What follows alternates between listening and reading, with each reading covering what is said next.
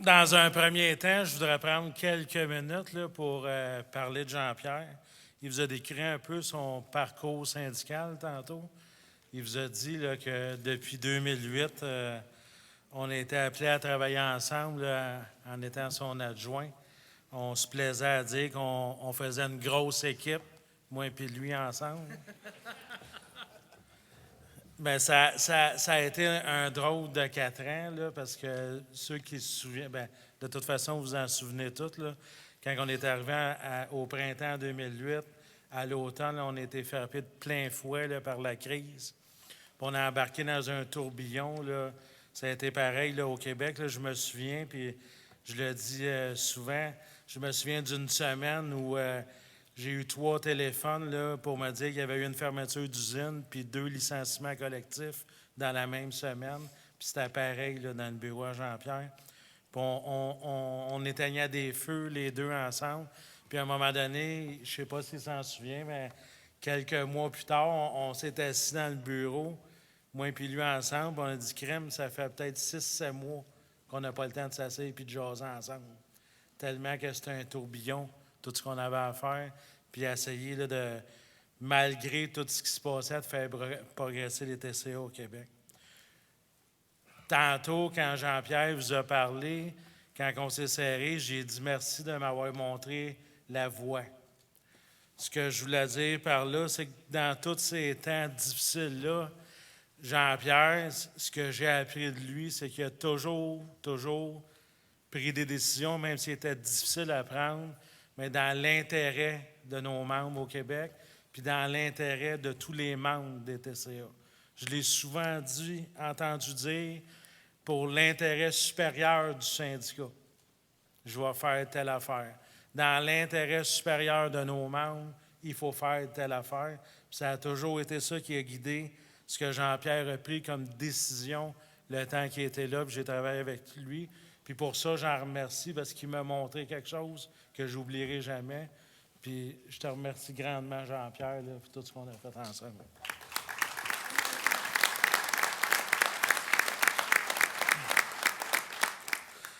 Quand j'ai été présenté, là, Buzz a tout expliqué, même hier au caucus, là, comment ça fonctionne là, dans la structure.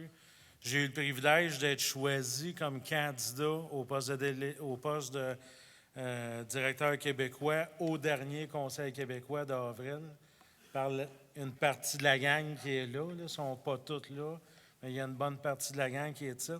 J'ai toujours dit que c'était un privilège que j'avais eu. Un privilège d'être choisi par ces gens-là, puis je vais vous expliquer pourquoi c'est un privilège. Au Québec, les TCA, on n'est pas un gros syndicat, mais on est un grand syndicat.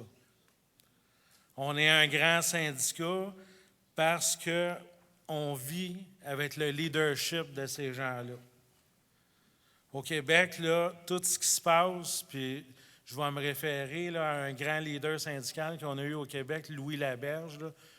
Pour ceux qui ne le connaissent pas, ça a été là, un des présidents de la FTQ là, longtemps. C'est un grand syndicaliste reconnu au Québec. Il avait toujours l'habitude de dire, au Québec, il y a plusieurs centrales syndicales, mais il y en a 3 principales, là, la CSQ, la CSN et la FTQ. Puis il avait toujours l'habitude de dire, la CSQ le pense, la CSN l'écrit, la FTQ le fait. Sans prétention, la gang de leaders ici, ils pensent ce qu'il doit être fait, ils écrivent ce qu'il faut qu'il doit être fait, puis ils font ce qu'il faut qu'il soit fait pour bâtir un monde meilleur au Québec.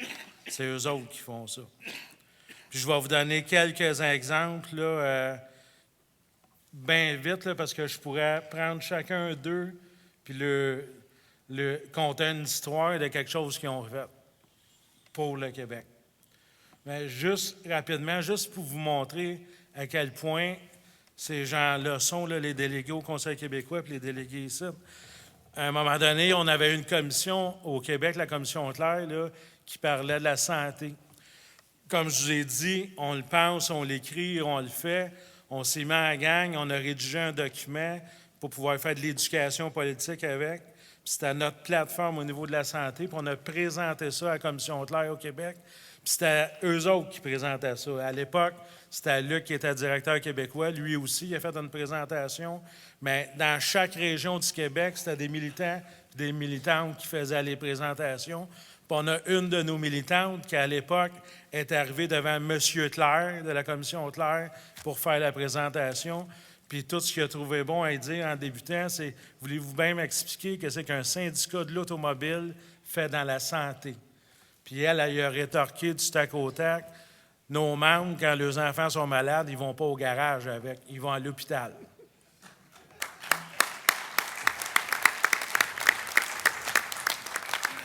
Les jeunes, c'est la même chose. Là, on a des jeunes, là, de transformer les choses en action. Là, ils le font à tous les jours, à toutes les semaines. Je vais vous donner un simple exemple. Là, on a la Maison Tangente au Québec là, qui aide à la réinsertion sociale de jeunes là, de 18-30 ans qui ont connu des difficultés.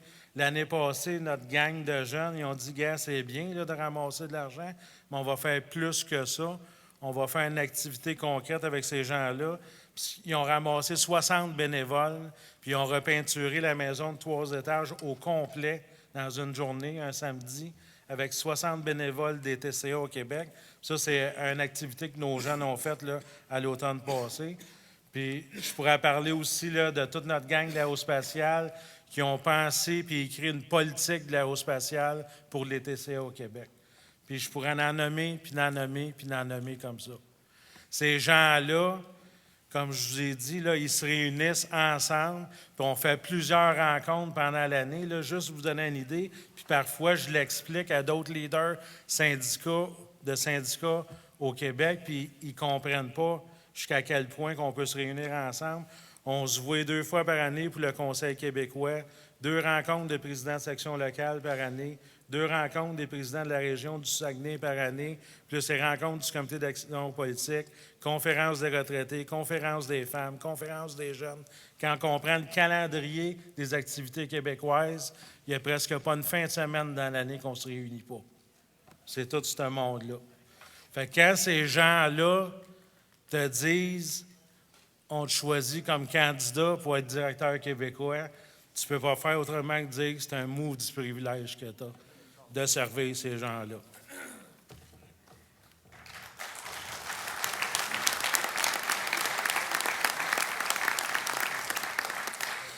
Cette semaine, on a entendu parler du Québec à plusieurs reprises, puis souvent on est cité en exemple. Les garderies à 7 notre clause, qu'on n'a pas le droit d'avoir des clauses orphelins, le two-tier system, comme vous appelez, l'accréditation sans vote obligatoire, tout notre filet social, puis on en est fiers, là, sauf que, imaginez-vous que autant vous pouvez nous citer en exemple, là, autant la droite nous attaque au Québec. On est l'ennemi à abattre, là, parce que les gens alentours disent on voudrait avoir ce que le Québec a. Pour la droite, on est vraiment l'ennemi à abattre, puis on est attaqué de plein fouet tous les jours. Un des premiers arguments qu'on entend tout le temps, c'est de se faire dire on est la province en Amérique du Nord qui paye le plus de taxes et d'impôts. Puis c'est vrai, là, on ne dira pas le contraire, sauf que ce qu'ils ne disent pas, c'est ce qu'on a en échange. Puis il faut toujours se battre pour faire valoir ça chez nous. La même chose quand on dit là, que le message de gauche est dépassé. On l'entend, c'est aidé et égal chez nous au Québec. Là. Votre message, c'est un message dépassé, c'est un message des années 70. On est rendu dans les années 2000. Moi, j'ai 47 ans. Je suis arrivé sur le marché du travail en 82, là, en même temps que la crise économique. Toute ma vie de travailleur, je l'ai vécu avec le message de droite. Fait que pour moi, le message de droite, là, c'est lui qui est dépassé, pas le message de la gauche.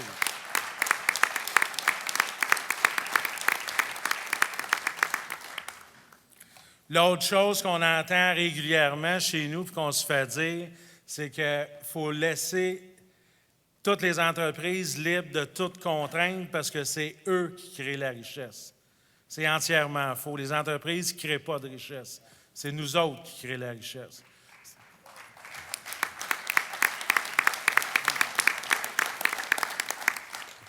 C'est nous autres qui créons la richesse, là, parce qu'on fait, parce qu'on produit, puis on crée la richesse. C'est normal qu'on ait notre part de cette richesse-là. C'est ce qu'on réclame à chaque jour au Québec, c'est ce qu'on va continuer là, à réclamer comme syndicat. L'opportunité de former un nouveau syndicat au Québec, c'est quelque chose de fantastique pour nous autres. Dans tout le Canada, là, si vous regardez dans votre livre, le comité de proposition d'hier, là, dans tout le Canada, au Québec, là, on va passer d'à peu près une vingtaine de mille membres à 52 000 membres au Québec.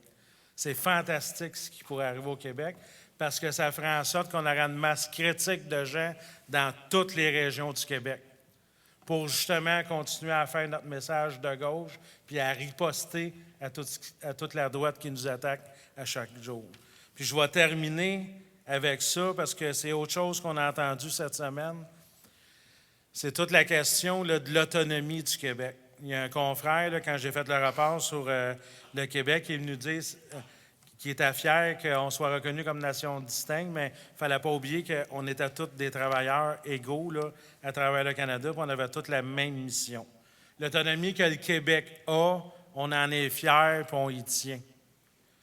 Mais c'est pas le fait, puis même vous voyez en avant, on voit TCA Canada, en dessous TCA Québec, puis on voit ça partout.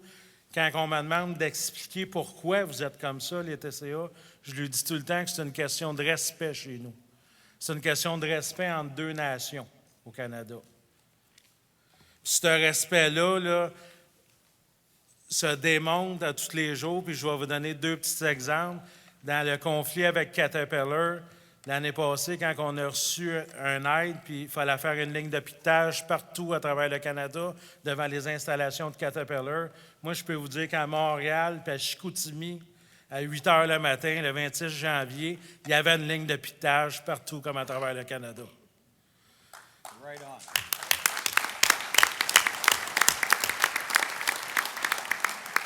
La même chose quand on était en lockout chez nous, chez Cummings, puis on a fait un appel à nos confrères. Ce matin-là, il y avait une ligne de piquetage chez Cummings à Québec, à Montréal, mais également à Mississauga puis à Halifax. Fait que quand on voit TCA Canada, TCA Québec, c'est deux drapeaux qui signifient le respect, qui signifient qu'on est dans la même grande famille, puis qui signifie qu'on a les mêmes grands combats. Puis je suis particulièrement fier de faire partie de l'équipe de dirigeants de ce grand syndicat-là. Puis vous pouvez être sûr que je vais faire tout en mon pouvoir pour m'assurer là, qu'on va bâtir un monde meilleur pour tous nos membres puis leurs familles. Merci. Bravo. Hey, nice.